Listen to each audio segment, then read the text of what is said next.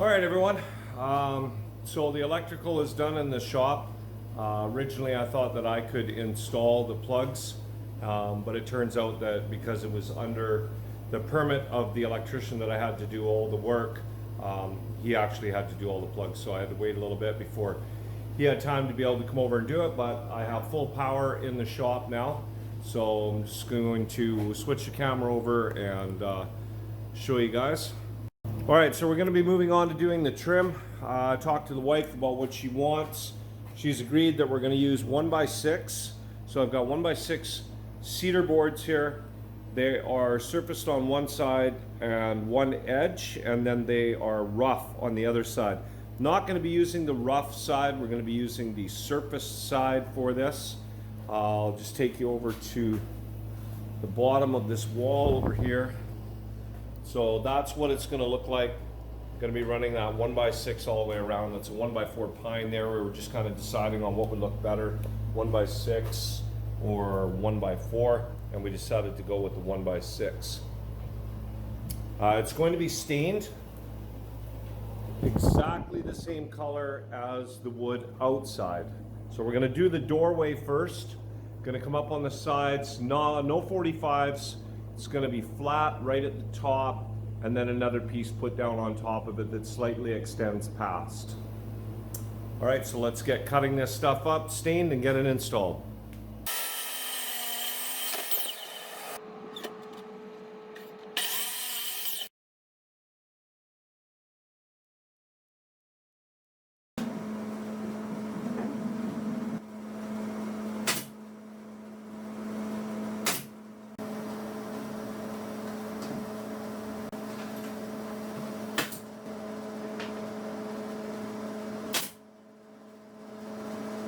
Okay, so that trims out the door. I think it looks pretty good. I will do the same thing all the way around as baseboard.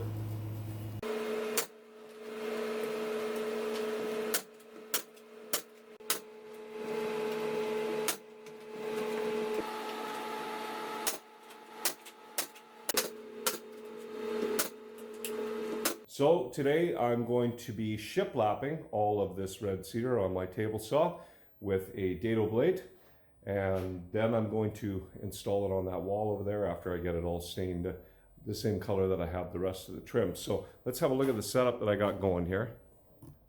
I've got a dado blade set up in my table saw at 3/4 of an inch.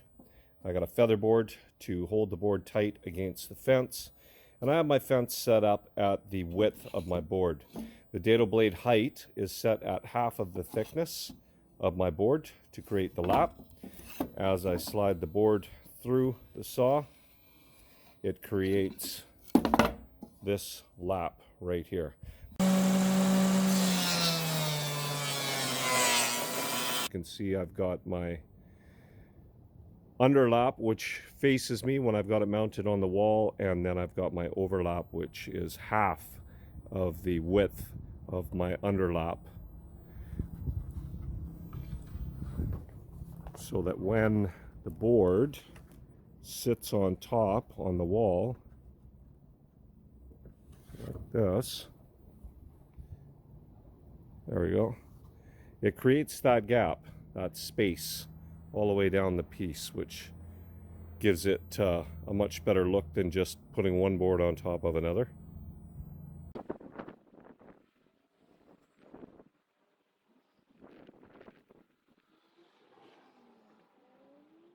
All right, with all the pieces for the wall now stained, it's pretty windy out here. Half of them are probably dry by now, and the other half will be dry through the installation. I'm going to get the compound miter out here and start cutting things to length. Basically what I'm going to do is I'll have one piece full length and bring it in here, put it down, nail it in, and then the next piece I'll measure off to that one. Then some of them I'm just going to start randomly cutting so that I get a different pattern with my ends of every board.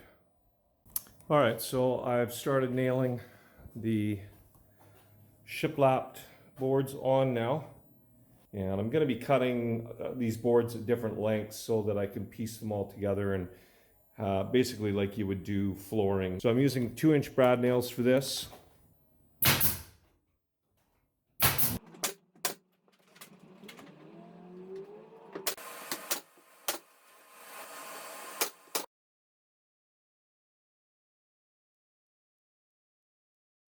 Now I've moved on to staining the trusses to give it that nice cedar look. I was actually quite shocked at how well the SPF boards are taking the stain, and they're pretty much matching the color, maybe a very slight orange to them and a lighter color than the cedar itself at the back.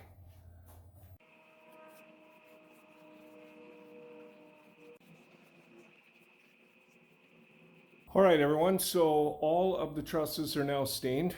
I changed my mind as I was going along here. I just was looking at how difficult and how, you know, maybe I didn't really like the way that the end truss looks. And I came up with an idea to go a different way with this. So what I'm going to do is at the very end, and I'm just going to spin this around to the other side. Let's go over here. So all of these are stained except for this one.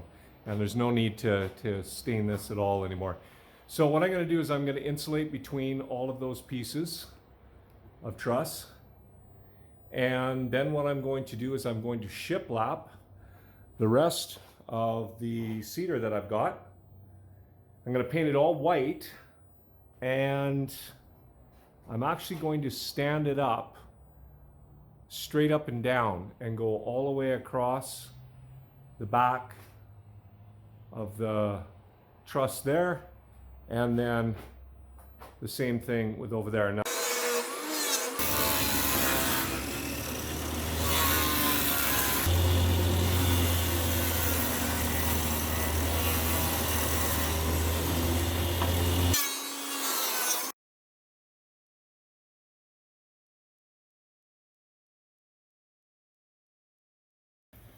well, unfortunately it started raining, and since we've been without rain for a long time, this is probably a good thing more than it is a bad thing. Bad thing for me, but good thing for all the forest fires we got going on in BC.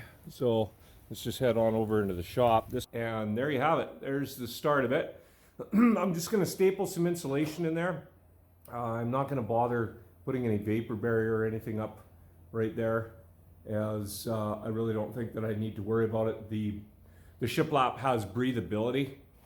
It's not like drywall where you completely covered up and moisture could get trapped. The shiplap has, you know, enough space, air space in different spots that it will allow air. So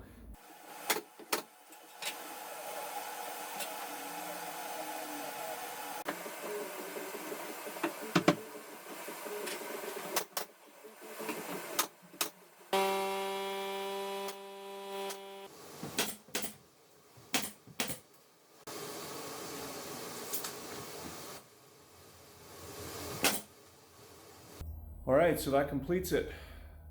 The inside of the gables are now completely shiplapped with white shiplap.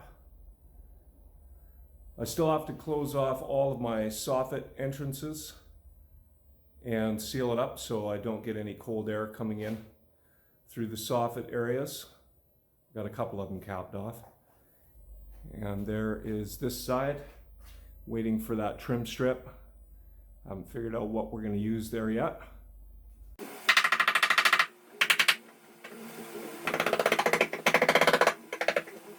All right, well, the shop is getting extremely cluttered.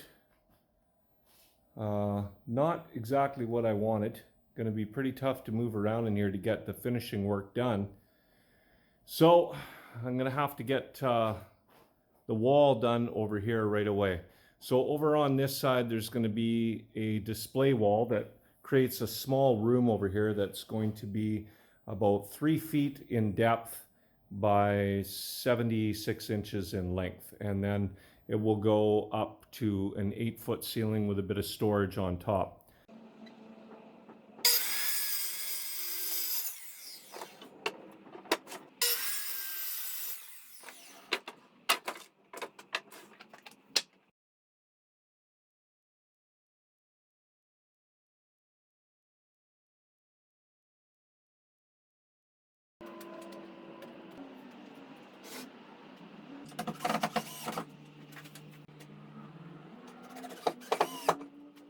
Okay, so I'm going to be using Tapcon concrete anchors for this. No, they do not pay me for this. This is just what I picked up at the local hardware store. So I'm going to use, I guess I really only need to use a couple, but I'm going to put 3 in. Comes with the drill bit and it comes with the screws. I got a hammer drill here, so this will go a little bit easier than using a regular drill, but you can probably just use a regular drill.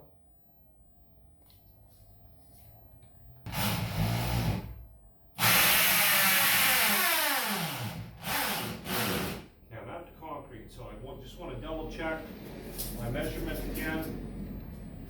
I'm at 38.5 right there. And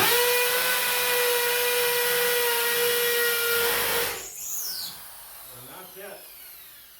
I've just got a little 12 volt impact gun here. You could do this with a ratchet. This is just going to make things go a lot faster.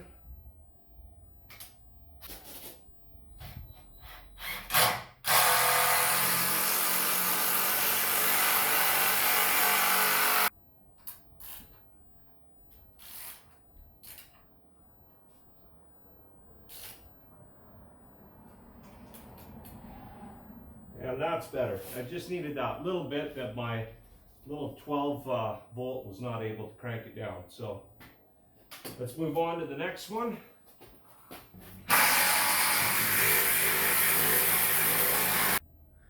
All right, so now I need to make 2 little 5-inch rolls.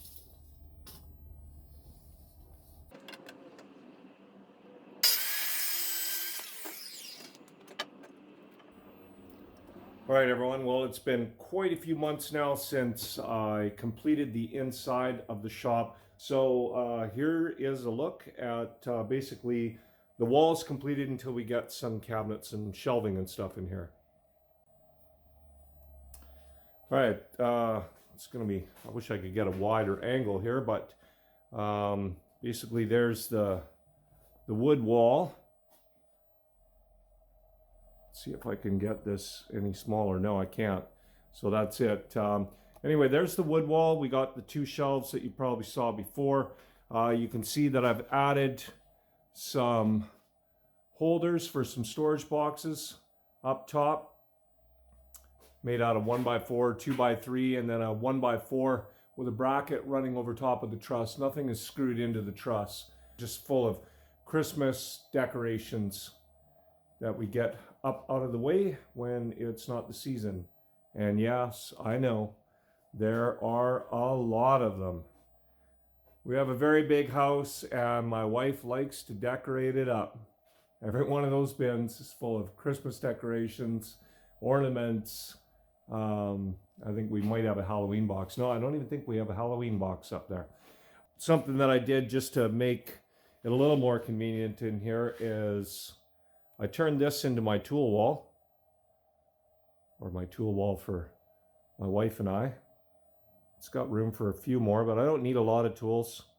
I'm using a French cleat method that I saw online that somebody else had done, and it works out well for me. Tools on the bottom is just some screws that go into the wall that they hang on. And then I will show you my wife's little display room here. So there you have her little display room that you can see from the outside 4x4 window. She's got one of her grandmother's pieces of furniture in there. She's got a steamer trunk that she dressed up a bit, and plan is to put some of her signs and stuff that she does along that side. And then you can see it all from outside, and then kind of decorate it up for the different seasons. All right, so this will be the last video for the shop build for quite a while now. As we go along through the year, I will do short little videos on the things that are changing in the shop as far as cabinets and shelving and benches and such. All right, so that's going to be the end of the video. I want to thank you all for coming out and watching. Please share with your friends, leave some comments, and I'll catch you all next time.